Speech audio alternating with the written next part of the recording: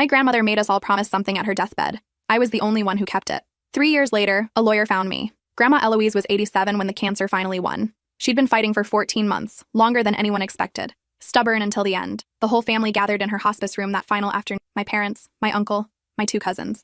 We stood in a half circle around her bed like mourners who hadn't yet earned the title. She made each of us promise one thing. Different promises for different people. When she got to me, her voice was barely a whisper. Her fingers, cold and paper thin, gripped my wrist. "Visit my grave every month," she said. "Bring yellow tulips. Talk to me like I'm still here." I nodded, tears streaming. "Of course, Grandma." My cousin Daphne promised to finish her nursing degree. My uncle promised to reconcile with his estranged son. My mom promised to stop enabling my father's drinking. Dad promised to get sober entirely. 3 years later, I was the only one who kept my word. Daphne dropped out after 1 semester. My uncle never made that phone call. Mom still covered for Dad, and Dad still drank himself unconscious every weekend.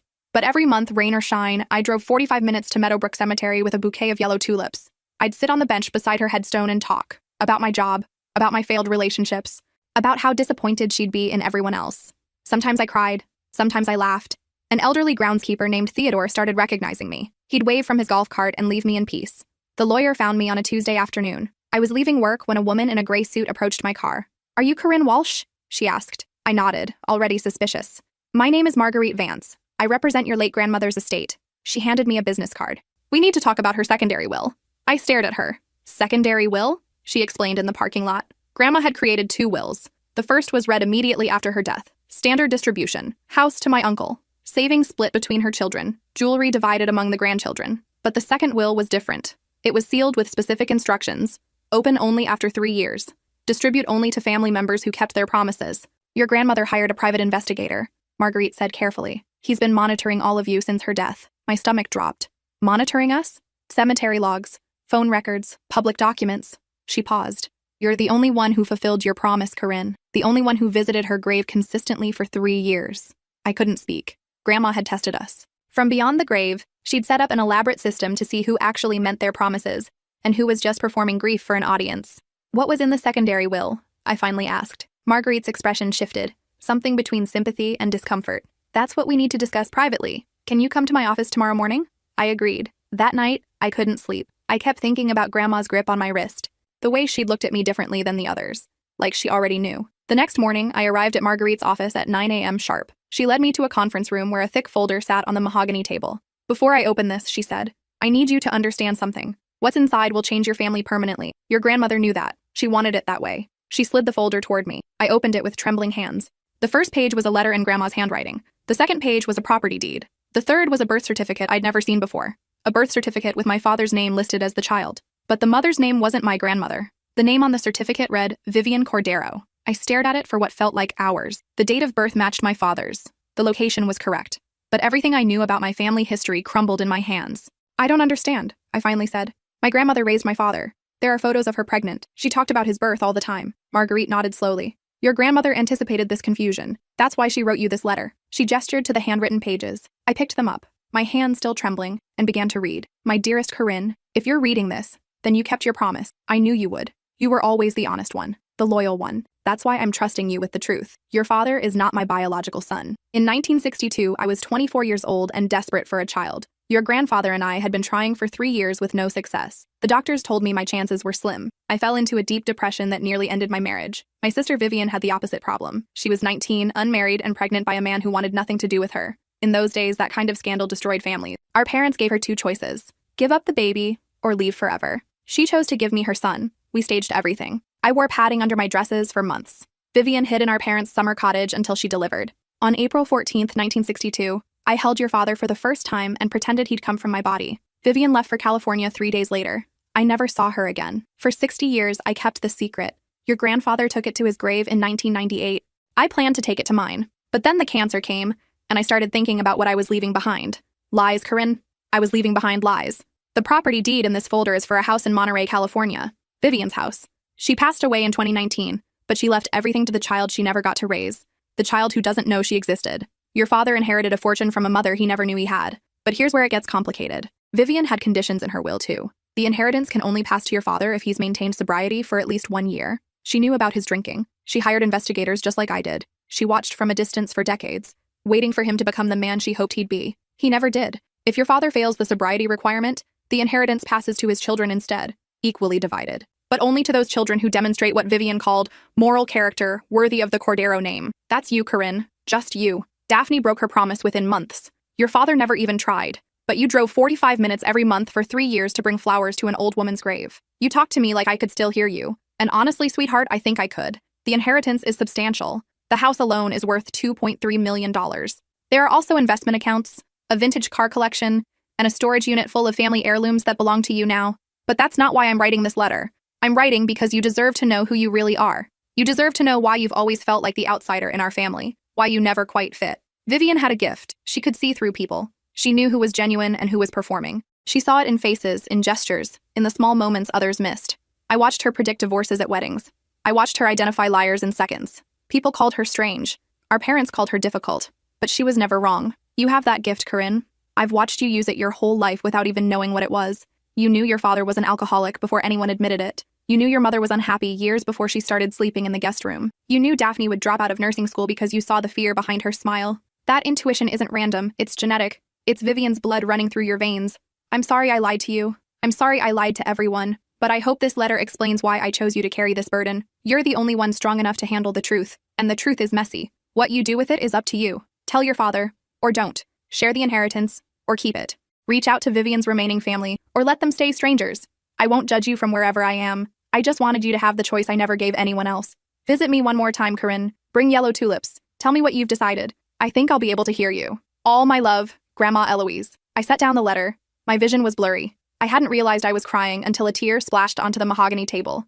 Marguerite sat quietly, letting me process. She'd clearly read the letter before, maybe multiple times. How much? I finally asked. Total. How much is the inheritance? She opened a separate folder. The Monterey property is valued at $2.4 million. The investment accounts contain approximately $1.8 million in diversified assets. The car collection includes a 1967 Shelby GT500, a 1959 Porsche 356, and 3 other vintage vehicles worth collectively around $400,000. The storage unit contents are harder to value, but preliminary estimates suggest another $200,000 in antiques and artwork. I did the math in my head. Nearly $5 million. And this all goes to me? Just me? Under the terms of both wills, yes. Your grandmother's secondary will designated the Cordero inheritance to pass through your father only if he met certain conditions. He didn't. The inheritance then passes to qualifying grandchildren. Your cousin Daphne failed her promise condition. You're the only remaining eligible heir. I thought about my father, drunk on the couch every weekend.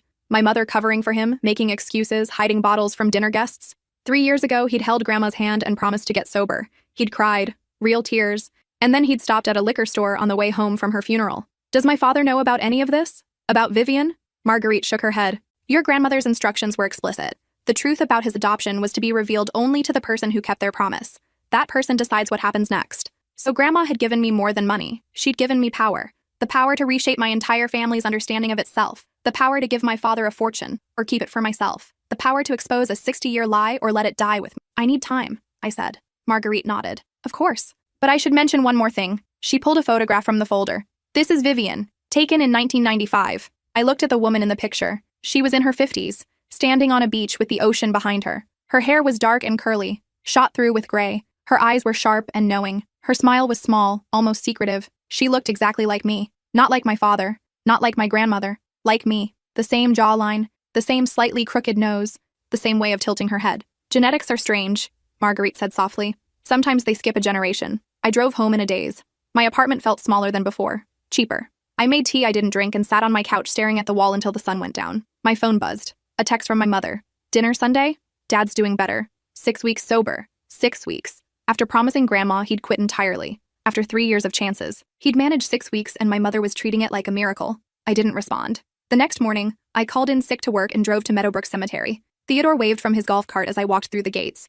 I'd forgotten flowers, but it didn't matter. I sat on the bench beside Grandma's headstone and talked. I read your letter, I said out loud. I don't know what to do. You knew I wouldn't know what to do. That's why you chose me, isn't it? Because you knew I'd actually struggle with this instead of just taking the money and running. A bird landed on the headstone. Sparrow, I think. It stared at me with black eyes. Dad doesn't deserve it. You know that. He broke his promise before your body was even cold. But he's still my father. He's still the man who taught me to ride a bike and helped me with my math homework when I was 8. Does that count for anything? Does the good stuff balance out the bad?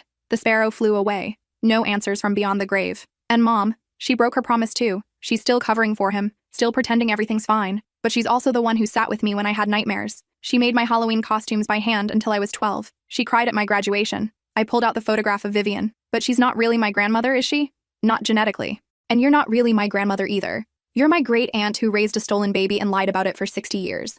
I traced Vivian's face with my finger. Except you did raise him. You were there for every birthday and every illness and every failure. Doesn't that count for more than blood? Doesn't the woman who shows up matter more than the woman who gave birth? I stayed at the cemetery for 3 hours. By the time I left, I had the beginning of a plan. It took me 2 weeks to gather what I needed. Marguerite helped with the legal documents. I made copies of everything important. And then I drove to my parents' house on a Thursday evening, unannounced. Mom answered the door with a smile that faltered when she saw my expression. Corinne, we weren't expecting you. Is everything okay? We need to talk, I said. All of us. Together. She glanced back into the house. I knew she was calculating whether Dad was sober enough for company. Your father's resting. Can this wait until… No, it can't. Something in my voice made her step aside. I walked through the familiar living room, past the photos on the mantel, past the couch where Dad usually passed out by 9. He was in the kitchen, surprisingly upright, nursing a cup of coffee. Corinne, he sounded tired. Your mother said dinner was Sunday. This isn't about dinner. I sat down at the kitchen table. The same table where we'd eaten Thanksgiving meals and birthday cakes and quiet breakfasts full of things no one said out loud. My parents exchanged nervous looks but sat down across from me. I placed the folder on the table. 3 years ago, I said, Grandma asked each of us to make a promise. Do you remember what yours were? Mom's face tightened. Dad looked away. Your mother promised to stop enabling Dad's drinking. Dad promised to get sober. Neither of you did. Now wait a minute. Dad started. I'm not finished. My voice was harder than I expected. You made those promises while she was dying. You held her hand and looked her in the eye and swore you would change. And then you went home and poured yourself a drink, Dad. That same night. I know because I was there. Mom reached for Dad's hand. He pulled away. Corinne, you don't understand how difficult. I understand perfectly. I understand that promises to a dying woman meant nothing to either of you. I understand that you performed grief at her funeral and forgot about her within a week. I understand that I drove to her grave every single month for 3 years while you couldn't be bothered to visit once. Dad's face reddened. Anger or shame? Hard to tell. I don't have to sit here and… Yes, you do. I opened the folder. Because Grandma left a secondary will, one that was only opened after 3 years. One that was only distributed to people who kept their promises. I handed them a copy of the letter. Not all of it, just the relevant parts. The parts about the test, about the monitoring, about the inheritance. Mom read it first. Her face went pale. She was watching us?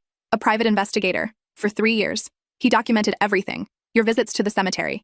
0 for both of you. Dad's AA meetings. None. Mom's efforts to get Dad help. Nothing. Dad grabbed the letter. His eyes moved across the page, stopped, went back, started again. This says there's an inheritance, he said slowly. A substantial inheritance. From someone named Vivian Cordero. Keep reading. He did. I watched his face change. Confusion first, then disbelief, then something that looked like fear. This is insane, he whispered.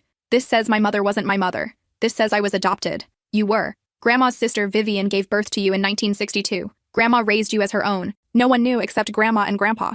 Not even Vivian's family. Mom looked between us. This can't be real. Eloise would have told us. She told me. I pulled out the photograph of Vivian because I was the only one who kept my promise. I was the only one she trusted with the truth. Dad stared at the photograph. His hands were shaking. She looks like… He trailed off. She looks like me. I know. Genetics are strange. Mom stood up abruptly. I need water. She went to the sink, her back to us. I could see her shoulders shaking. What inheritance? Dad asked quietly. The letter mentions it but doesn't explain. A house in Monterey worth $2.4 million. Investment accounts worth $1.8 million. A vintage car collection. Antiques. Total value approximately $5 million. Dad's jaw dropped. Mom spun around from the sink. $5 million? Vivian watched you your whole life, I continued. She hired investigators just like Grandma did. She knew about your drinking. She knew about your failures. And she wrote her will with conditions. You could only inherit if you'd been sober for at least a year. The silence in the kitchen was absolute. You haven't been sober for a year, I said. You haven't been sober for 6 months. Mom texted me last week that you'd made it to 6 weeks. 6 weeks, Dad. After promising a dying woman you'd quit entirely. So what? His voice cracked. What happens now? The inheritance passes to your children, but only to children who demonstrate what Vivian called moral character worthy of the Cordero name. That means keeping promises. That means showing up. That means proving you mean what you say. Dad slumped in his chair. Daphne? Dropped out of nursing school her first semester. Broke her promise within months. Mom sat back down heavily. So the money goes to… me. I closed the folder. All of it. Because I was the only one in this family who actually meant what I said. The kitchen light hummed. Outside, a car drove past. Normal sounds for an abnormal moment. You can't keep it all, Dad finally said. His voice was weak, but there was an edge to it. That's not fair. I'm your father. You're the biological son of a woman you never knew, raised by a woman who lied to you your entire life, and you're an alcoholic who broke a deathbed promise. What's fair about any of this? Corinne. Mom's tone was pleading. We're family. Family shows up. Family keeps promises. Family doesn't make excuses while someone dies alone in a hospice room and then forget about them the moment the funeral ends. I stood up. I haven't decided what to do with the inheritance yet. Maybe I'll keep it all. Maybe I'll share some of it. But I'm not making any decisions tonight. And I'm not making them for you. I'm making them for me. I walked toward the door. You could help us. Dad's voice was barely audible. That money could change our lives. I turned back. That's the problem. The money won't change you. It'll just give you more resources to stay exactly the same. I left them sitting at the kitchen table, staring at the folder like it might explode. The drive home took an hour. I stopped at a gas station, bought a cup of terrible coffee, and sat in my car in the parking lot for 20 minutes. My hands wouldn't stop shaking. I thought about calling my cousin Daphne. She'd want to know. She'd probably demand a share. But she'd also broken her promise, and she'd done it almost immediately. Grandma had asked her to finish nursing school, and Daphne had quit after one semester because it was too hard. I decided to wait. Tell her eventually, but not tonight. Tonight was for processing. My uncle was a different story. He'd promised to reconcile with his estranged son, my cousin Brendan, who'd moved to Portland 8 years ago after a fight nobody would explain to me. I'd always liked Brendan. He was quiet, thoughtful, the kind of person who remembered birthdays and asked real questions about your life. His father had cut him off completely, and no one seemed to know why. Maybe the inheritance gave me leverage. Maybe I could do what my uncle refused to do. I made a mental note to find Brendan's contact information. The next few weeks were chaos. My father called 12 times. I answered 3. Each conversation was worse than the last. He alternated between begging and threatening, convinced I was stealing his birthright. Mom called too. Softer in approach, but just as persistent. They wanted to see the full legal documents. They wanted to contest the will. They wanted to understand why Grandma had done this to them. I told them the truth. She'd done it because she knew them. She'd known them better than they knew themselves. Meanwhile, Marguerite walked me through the inheritance process. The house in Monterey needed to be inspected. The investment accounts needed to be transferred. The vintage cars were stored in a climate-controlled garage in Salinas, and I'd need to decide whether to keep them or sell. I flew to California on a Wednesday morning. The Monterey house was smaller than I'd expected, but beautiful. 3 bedrooms, a wraparound porch, and an ocean view that made my chest ache. Vivian had lived here alone for 30 years. Her furniture was still in place. Her books still lined the shelves. I walked through the room slowly, touching things. A ceramic vase on the windowsill. A faded quilt on the master bed. A kitchen drawer full of handwritten recipes in Spanish. In the living room, I found photographs. Dozens of them. Vivian at different ages. Always alone or with people I didn't recognize. But in the corner of the mantel, I found something that stopped my heart. A photograph of me, not recent, maybe 10 years old. I was standing outside my high school, backpack over one shoulder, squinting into the sun. I didn't remember anyone taking this picture. She'd been watching me, not just my father. Me. I found more photos in a drawer. Me at my college graduation. Me at what looked like a company picnic. Me walking into Meadowbrook Cemetery with a bouquet of flowers. Vivian had known about me. She'd tracked me the same way she'd tracked my father. And somewhere along the line, she'd decided I was the one worth investing in. The storage unit in Salinas was even more overwhelming. Furniture, artwork, boxes of journals dating back decades. I opened one at random and found an entry from 2015. Watched the footage from the cemetery again. She brought tulips this time. Yellow ones. Eloise's favorite. The girl has more of me in her than anyone realizes. I wonder if she knows. She'd known about my visits before Grandma even asked me to make them. She'd been paying attention for years. I sat on the floor of the storage unit and cried. When I flew back home, I had a new understanding of what I'd inherited. Not just money, not just property. A legacy of watching. A tradition of testing people from the shadows to see who they really were. I wasn't sure I wanted it, but I couldn't pretend I didn't understand it. 3 months after my visit to Monterey, I finally called my uncle about Brendan. Why do you want his number? Uncle Mitchell sounded suspicious. We'd never been close. He was the kind of man who measured everything in transactions, always calculating what he'd gain or lose. I want to reconnect with him, I said simply. We were close when we were kids. That boy made his choices. He's not family anymore. Actually, I think he is. And I think Grandma would have wanted someone to reach out. That got his attention. Uncle Mitchell had inherited Grandma's house, but he'd also inherited her expectations. And he'd failed them spectacularly. Eloise would have understood, he said stiffly. Brendan disrespected the family. Some things can't be forgiven. What did he do? Silence. Then, that's none of your business. Fine, I'll find his information myself. It took me 2 days. Social media made everything easier. Brendan was living in Portland, working as a carpenter, married to a man named Theodore. That's when I understood. Uncle Mitchell hadn't disowned Brendan for disrespecting the family. He'd disowned him for being gay, for showing up at Thanksgiving with a boyfriend, for refusing to pretend he was something he wasn't. I messaged Brendan on Facebook. He responded within hours. Corinne, I honestly never expected to hear from anyone in the family again. What's going on? I didn't explain everything over message. I asked if we could talk. He gave me his phone number.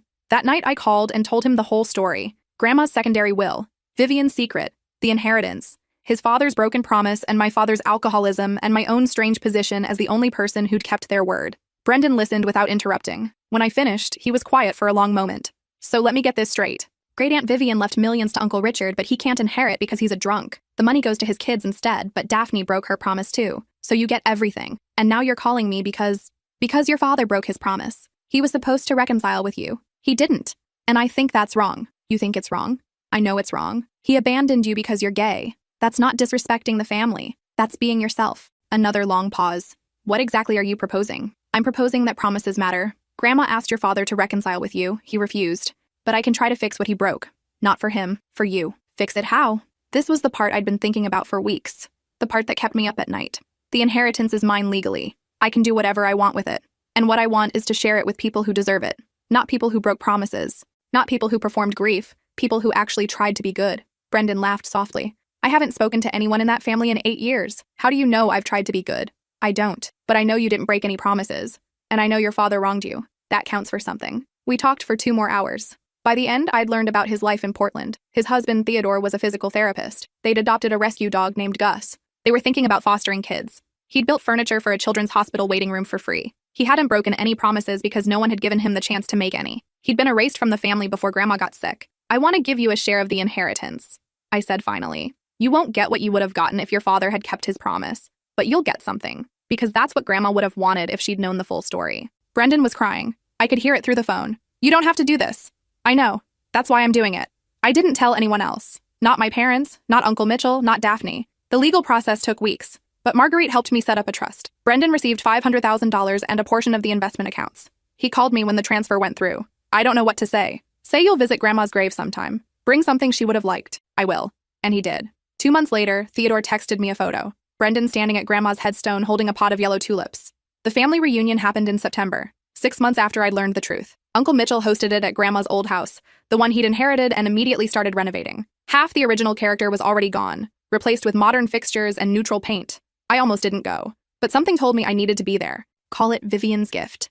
That ability to see through people, to sense when something important was about to happen. Everyone was there. Uncle Mitchell and his wife, Daphne and her new boyfriend. My parents' dad white-knuckling a glass of sparkling cider while Mom hovered nearby like a nurse on suicide watch. Distant cousins I barely recognized, kids running through the yard. Nobody mentioned the inheritance directly, but I could feel it in every conversation. The way people looked at me, the questions they didn't ask. They all knew something had happened. They just didn't know the full story. Until Daphne cornered me in the kitchen. I heard about the money. Her voice was sharp. My mother told me. I'd wondered when this would happen. What did she tell you? That Grandma left some kind of secret will. That you inherited millions because you visited her grave and I didn't. That's one way of putting it. Daphne's eyes narrowed. I promised to finish nursing school. I tried. Do you know how hard that program is? The night shifts, the clinical rotations, the exams that don't curve even when everyone fails? I know it's hard. That's why Grandma asked you to finish it. She had no idea what she was asking. She knew exactly what she was asking. She asked us all to do difficult things. I drove an hour-and-a-half round trip every month for 3 years.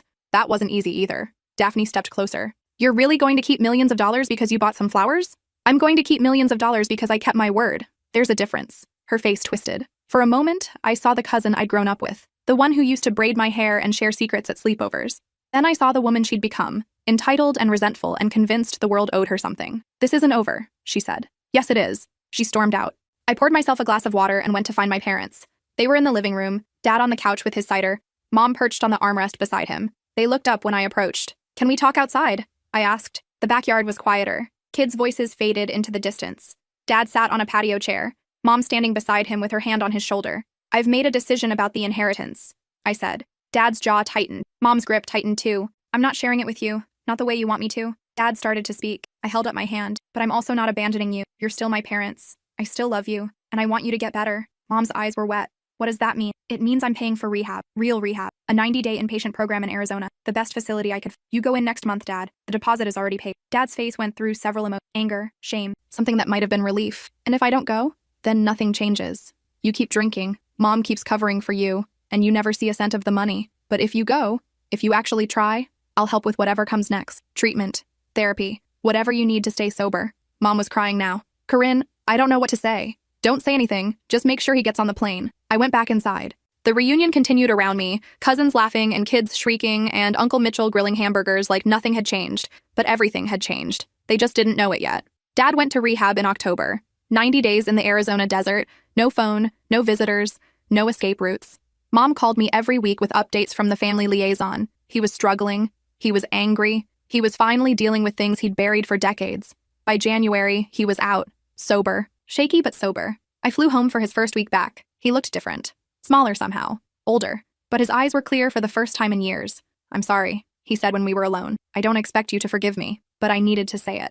"I know. I should have kept my promise to your grandmother. I should have done it years ago. You're doing it now. That counts." He looked at me for a long moment. "Marguerite sent me a copy of the birth certificate. The one with Vivian's name. I'd asked her to do that. Part of my plan. I've been thinking about it a lot," he continued. "My whole life feels like a lie. I don't know who I am anymore. You're the same person you've always been, just with more information. But all those stories Mom told me, the day I was born, the family traditions, none of it was real. The love was real. Grandma chose you. She raised you. She protected you for 60 years.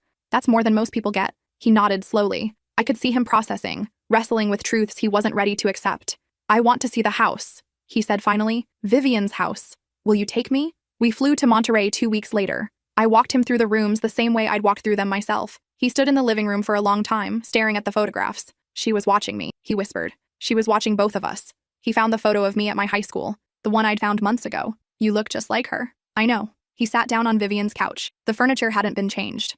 "I was keeping the house exactly as it was, at least for now. I don't deserve any of this," he said. "The house, the money, the truth. I broke my promise. I failed Mom. I failed Vivian. I failed you. You're still here. You're still trying. That's not failure. It's not success either. Maybe success isn't the point. Maybe the point is just showing up." He looked at me with Vivian's eyes, Grandma's eyes, his own eyes that I'd known my whole life. "Is that what you did? Just showed up?" "I brought yellow tulips to a grave for 3 years.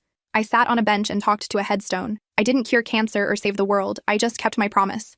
And that was enough. It was enough for Grandma. It was enough for Vivian. It's enough for me." We stayed in Monterey for 3 days. I showed him the storage unit, the vintage cars, the boxes of journals I still hadn't finished reading. He read a few entries from Vivian's diaries, learning about a woman who'd been erased from family history. On the last day, we drove to a cemetery in Pacific Grove. Marguerite had found Vivian's grave months ago, but I hadn't been ready to visit. It was a simple headstone, just her name and dates. No epitaph, no flowers. Dad stood in front of it for a long time. "I wish I'd known her," he finally said. "I think she wished that too. Do you think she forgave me? For not being sober? For not being the son she wanted?" I thought about it. Really thought about it. "I think she set up her will the way she did because she hadn't given up hope. She wanted you to have a chance. She just knew you might not take it. And you took it instead." "I took what was offered, same as anyone would." He knelt down and placed his hand on the headstone. I couldn't hear what he whispered, but I saw his shoulders shake. I stepped back to give him privacy. When he finally stood, his face was wet but calm. "Can we bring flowers next time?" he asked. "She deserves flowers. Yellow tulips. Yellow tulips." The year that followed was the strangest of my life. I sold 2 of the vintage cars and used the money to set up a scholarship fund in Vivian's name. The house in Monterey became a retreat, somewhere I flew to when city life got overwhelming. The investment accounts grew quietly in the background, enough to make me comfortable without making me careless. Dad stayed sober. 11 months and counting. He started going to therapy, actually talking about his feelings for the first time in his life. Mom stopped covering for him because there was nothing left to cover. They were both different people. Or maybe the same people finally telling the truth. Uncle Mitchell never forgave me. He contested the will, lost, and stopped speaking to me entirely. Daphne did the same, convinced I'd stolen her birthright through technicalities. They weren't wrong about feeling cheated. They were just wrong about who had done the cheating. Brendan visited twice. Once with Theodore, once with Gus, the rescue dog. We walked through Grandma's cemetery together, and I showed him the bench where I'd spent so many hours. He cried at her headstone. Theodore held his hand. "Family isn't blood," Brendan said afterward. "Family is who shows up." I thought about that a lot.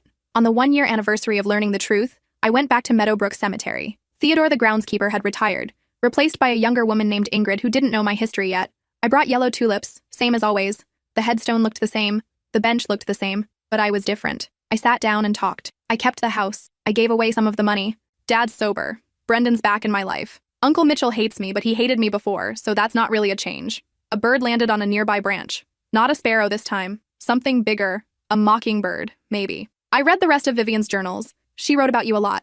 About how you were the only person who ever understood her. About how much it cost to give you her son. About how she watched from a distance and wondered if she'd made the right choice. The wind picked up. I pulled my jacket tighter. I think she made the right choice. You raised a flawed man, but you raised him with love, and he raised me. And I'm trying to be better than both of you. Not better at succeeding, better at showing up. I placed the tulips against the headstone. I don't know if you can hear me. I don't know if any of this matters. But I'm going to keep coming. Every month, rain or shine. Because that's what I promised.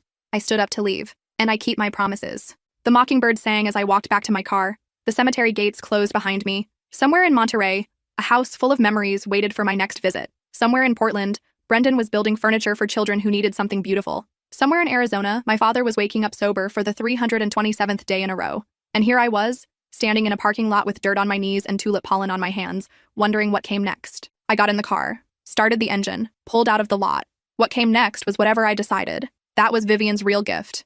Not the money, not the house, not the truth about my family. The gift was choice, the power to shape what happened next. I drove home thinking about yellow tulips, about stubborn old women who tested their families from beyond the grave, about promises that mattered and promises that didn't. I thought about my father, finally sober, finally facing himself. I thought about my mother, finally honest, finally standing on her own. I thought about Brendan, finally welcomed back, finally seen. And I thought about myself, the granddaughter who kept her word, the one who showed up, the heir to a fortune built on secrets and conditional love. It wasn't a fairy tale. Nobody lived happily ever after, but we lived honestly. We lived with our choices out in the open, where they could be judged. Grandma would have approved, Vivian would have approved, and that was enough. 2 months later, I got a letter in the mail. No return address, Monterey postmark. Inside was a photograph I'd never seen before. Vivian and Grandma together, young and laughing, their arms around each other on what looked like a summer afternoon. They couldn't have been older than 20, before the secrets, before the pregnancy, before the 60 years of silence. On the back, someone had written, "The truth doesn't destroy families. Lies do. You broke the cycle." She would be proud. I didn't know who sent it. Maybe another relative from Vivian's side who'd finally come forward. Maybe a friend who'd kept Vivian's secrets. Maybe someone who'd been watching from the shadows, the same way Vivian had watched all of us. I framed the photograph and put it on my desk. Every morning, I looked at two young women who didn't know what was coming. Two sisters who would spend their lives keeping and revealing secrets. Two halves of a family that wouldn't exist without their choices. I kept visiting the cemetery. Every month, yellow tulips. Theodore's replacement, Ingrid, started recognizing me too. She'd wave from her cart and leave me in peace. Some things don't change. Some things change everything. And some things, like a promise to a dying woman, turn out to be worth more than anyone expected. Even $5 million. The last time I talked to my father about the inheritance, we were sitting on the porch of Vivian's house watching the sunset. He'd been sober for 18 months, long enough to prove it wasn't a phase. "I've been thinking," he said, "about what you did, paying for rehab, not giving me the money, making me earn something for once. You didn't earn the sobriety. You chose it. Same thing, isn't it?" I considered. "Maybe. I'm not going to thank you. That feels too simple. But I want you to know I understand now. Why Grandma set it up the way she did. Why she gave you the power instead of any of us.